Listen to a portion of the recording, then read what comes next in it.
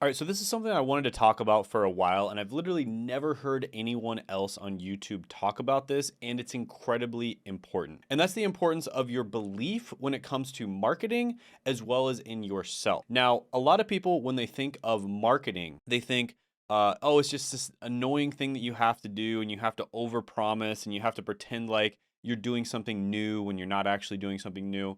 And it's just really annoying, right? But the truth is, if you are good at marketing and if you get good at marketing, your clients are going to have better success. They're going to have better outcomes. And let's jump in and talk about exactly why this is and why this is so incredibly important. So, a lot of people think, like I said, that marketing is just really annoying and, it doesn't really add any value. It's just this annoying step that you have to do in order to get the person to buy your stuff, right? And a lot of people think that, marketers, for instance, kind of have a reputation of it's kind of a scummy career, in the advertising industry. You've got what is that show, Mad Men, and all the guys in the show are kind of this like giant douchebags. And yeah, that's just the perception of society of people that are in marketing is they're just kind of manipulators and stuff like that. And the truth is, there might be some truth to that actually, but the real truth is marketing actually adds a lot of value on its own. Now, a lot of people think that marketing is just, it doesn't actually add any value. The only thing that adds value is the product that solves the person's problem. But if they don't take action to get that product, they're never going to get their problem solved. It's just that simple. And so your marketing actually adds a tremendous amount of value to the market that you're in and the niche that you're serving. And this is why it's so important to have your marketing dialed in. And it's so important for the person to believe that it's going to work, right? Belief before they actually start. I can't emphasize how important this is. They must believe that it's going to work before they actually start. So let me just give you guys an example. Let's just say you've got uh, coaching program or agency A and agency B, and they're both the same level of competence. Let's just say that they're like an 8 out of 10, right? They're pretty good. They're 8 out of 10 level of competence.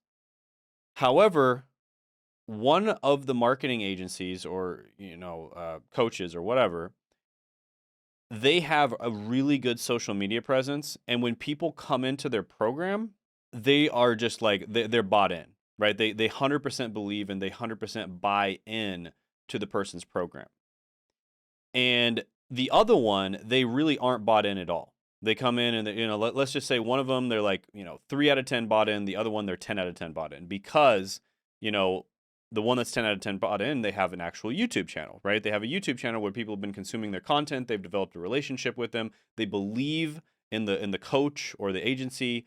They truly believe in the process. They believe in the vehicle. They believe in the person who is driving the vehicle, etc. Right? They believe in whatever niche you're in as well. They think that like for me, YouTube, like people believe in YouTube, right? Which I provide like a ridiculous abundant amount of evidence that YouTube is the best social media platform. So you should believe in YouTube, right? Um, but the amount of results, even though the two different businesses give the same level of output, right? Their product essentially and their service is essentially the same. Like their skill level is about the same.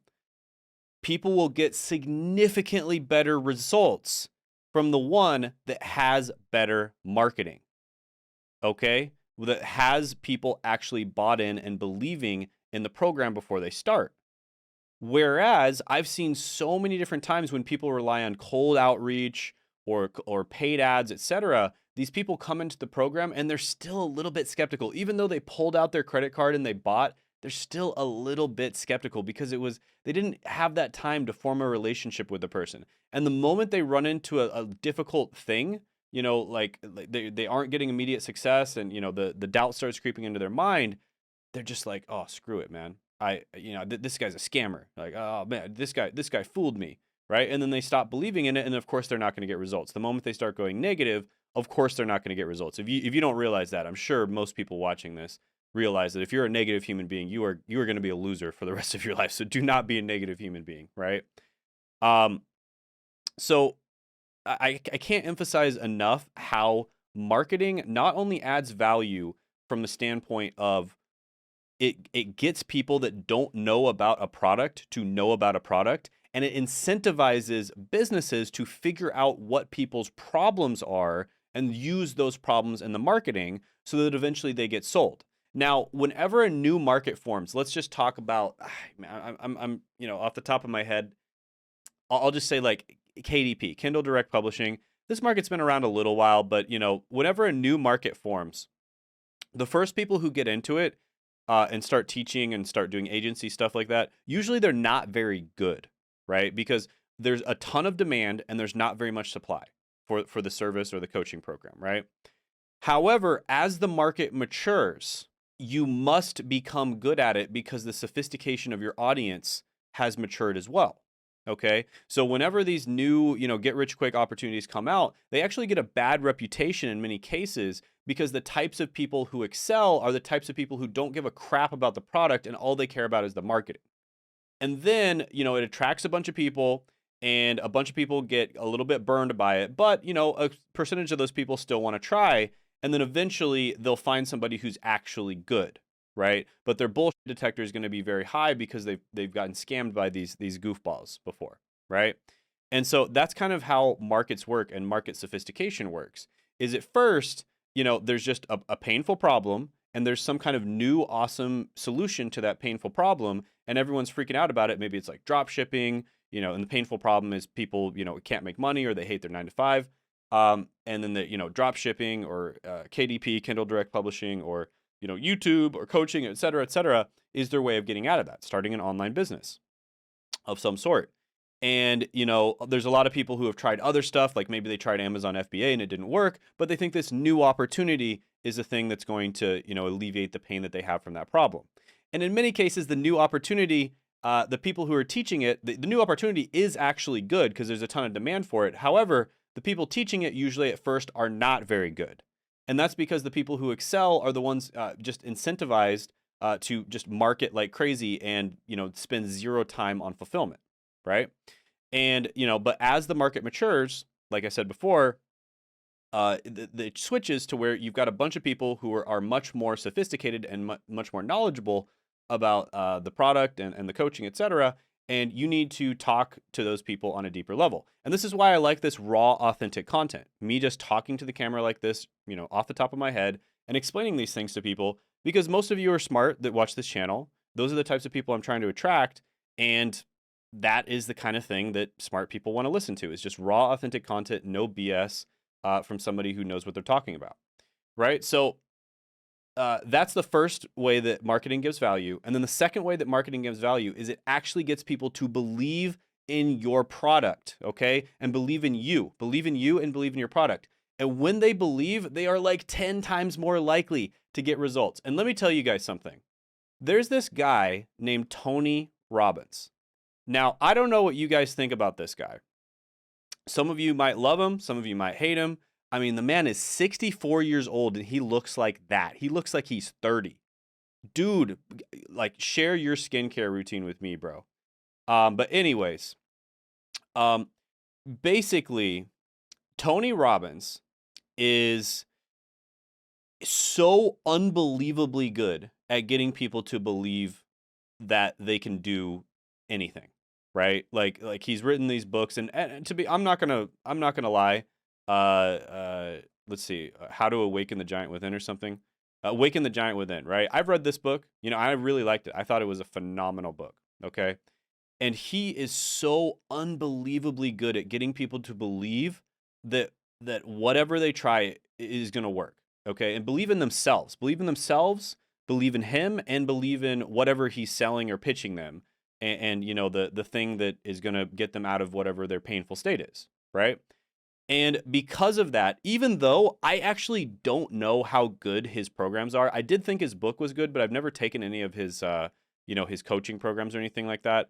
I've heard decent things about them. I haven't heard like crazy good things, but I've heard decent things about them. But even though like a lot of his programs are, they're good, maybe they're not like the best, right? But it doesn't matter because at the end of the day, the most important thing is that you just get people to believe that the product works. And that's why YouTube is so unbelievably powerful, guys, because YouTube is the way that you get people to know, like, and trust you, and you educate and nurture them about whatever opportunity you are trying to sell. It's much more powerful than any other type of marketing. Nobody forms more of a relationship, like a parasocial relationship with you more than when they watch you on YouTube, because people go on YouTube and they want to watch YouTube because they're bored and or lonely, right? And a lot of people, when I say this, I actually got a comment the other day, like, I don't watch YouTube because I'm bored or lonely. I watch YouTube because I want to be educated. Well, that's the sign of a person who is either A, very rare, or B, is unaware of the subconscious processes going on under the surface in their mind. Okay. But the real reason that people watch YouTube is because they actually want to form relationships with other people. I mean, think about it. Social media, there's a reason it's called social media. It's essentially replaced uh, the need for us to actually interact with other people, which is kind of sad. And it's kind of like a Black Mirror episode happening in real life. But I digress. We're not going to get into that. So let's go over this a little bit. So first of all, your belief in success is incredibly important, both for yourself, for your employees, as well as your clients. Right? You must get your clients to believe that whatever you're doing is going to work. Okay, and it's just unbelievably difficult to do this without belief. Okay, so the absence of belief makes the path to success significantly more challenging, highlighting the need for a strong conviction in one's abilities and goals. And then when it comes to the value of marketing, marketing adds a tremendous amount of value. So effective marketing strategies are crucial as they instill belief in the product or service, thereby enhancing its perceived value, increasing the likelihood of success. And effective marketing strategies is to encourage buy-in, right? You want to encourage people to buy into whatever you're selling, your product as well as yourself. And your marketing should be designed to make potential clients commit to the product or service, ensuring they are fully invested. You also want people to know, like, and trust you. So, marketing efforts should focus on building relationships where clients get to know, like, and trust the brand, fostering loyalty and long term engagement. And then another thing is problem solving credibility. So, marketing should convincingly communicate that the product or service can effectively solve the client's problems, build trust and reliability. And then the hero's journey is one way you can do this. So, one really effective marketing strategy is just to simply tell your own story. This is like, the thing about marketing strategies, guys, is there'll be some kind of marketing strategy that works, and maybe it works a month, 3 months, 6 months, a year, 2 years max, and then it doesn't work anymore. But you know what has always worked and will never stop working? Telling people your story. Just literally sharing your story. Nobody else can copy your story. Anybody else, if you come up with some genius marketing strategy, I saw this person who was, giving away Notion templates in exchange for people's emails, and he was crushing it. And then guess what? A bunch of other people started doing it too, right? So you come up with some genius marketing strategies, people see that it's working, and then they just steal it, right? But you know what they can never steal? Your story, okay? So you need to tell people your story, and that's what the hero's journey is all about. If you're not familiar with the hero's journey, I'll probably make a video about it at some point, but go ahead and look that up on YouTube. It's essentially like a storytelling framework that people almost always use in movies, marketing, etc. Okay? So let's talk about employee and client buy-in. So when it comes to hiring high quality employees, you want them to be invested in your business, right? And so this is why books like Traction. Traction is a really good book for kind of managing and growing a team. This is why books like Traction talk about having core values and having a mission statement and things like this, because you want everybody to be aligned, and you want everybody to know that we're working towards a common goal. Okay. And that's going to cause them to be bought in. So you want to invest in talent. Also, basically buying in it has some long-term benefits. So high quality employees contribute to the long-term success and sustainability of the business, of course. And some examples of investment is, of course, hiring a successful YouTuber to help you grow your YouTube channel. Hiring an experienced business starting expert would be another example. And then just a competitive edge. So the incremental advantage gained from hiring superior coaches or employees, even if they're only 10% better, can significantly impact the overall success and competitive positioning of the business. Okay. So you want your employees and your clients to be bought in. And when it comes to personal branding versus paid ads, well, first of all, paid ads or cold outreach, um, nobody's really bought in, right? They don't really engage. They're not really bought in. You were really good at marketing to them because you actually got them to buy from cold ads, but they don't know you that much, right? So the chances are they're not going to get results. And then importance of familiarity, paid ads need to work harder to build the trust and recognition that personal branding naturally provides. Okay. So you have to be an absolute marketing monster if you're doing paid ads. Now, with personal branding, you do not need to be that much of a monster. I mean, you just need to be authentic and you need to build trust, right? So personal branding emphasizes authenticity, helping clients feel a genuine connection with the brand. And then better client outcomes. This is going to lead to much, much better client outcomes. So one thing I wanted to quickly say here, I'm kind of on a weird computer right now, so this is a little bit difficult. But basically, there's four different types of people. So there's proactive, negative. Okay. Then there's um, passive, negative. Then there's passive, positive. And then there's proactive, positive.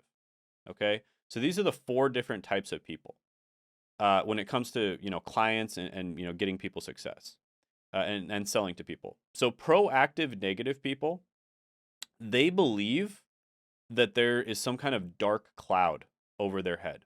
Okay, that's what they believe. They believe there's some kind of dark force. They've got this demon following them around. They're just super unlucky all the time.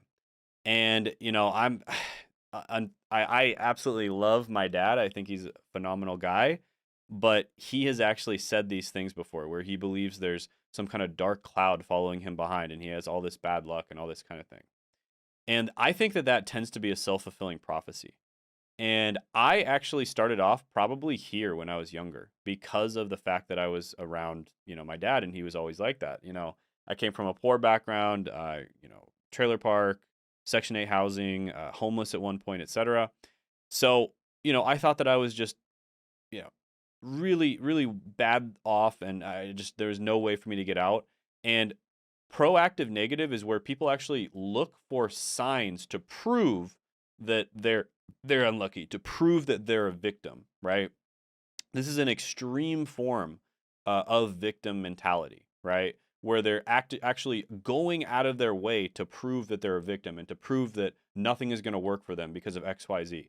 I've seen this with people who have like ADHD and stuff like that. Now, I have ADHD, I've been diagnosed with it, but I've seen some people who have ADHD that just go out of their way to show other people that, oh, I can't function normally. I'm just not a functional member of society because, like, look at my ADHD. And it's like they're on a mission to prove to the world that they are not a functional member of society because of ADHD. And what I tell these people is, I'm just like, well, you got ADHD from your genetics. So your ancestors had ADHD and somehow they managed to survive and have you. So what are you talking about? Like, I'm sure there's probably some example, 0.001% of the time where that's actually true, but chances are you are not that person, right? So, people like this, man, they need a lot of work. I mean, people, if you run into people like this, they need a significant amount of work. And this type of person, I'm not gonna lie, like, I'm gonna say right now, this type of person, they need to read some Tony Robbins. Okay, like, I'm not gonna lie, like, go read some Tony Robbins, because that type of thing is really gonna help someone like this.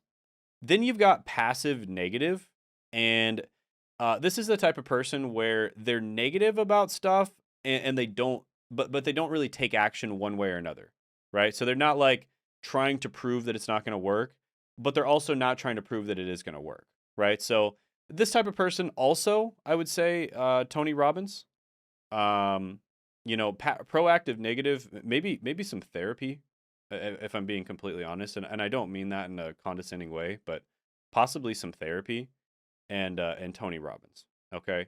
Now, passive positive, this is where the person actually believes that the thing is going to work, but they're not really taking a lot of action. And usually, this is because they're actually a bit scared, right? This is fear.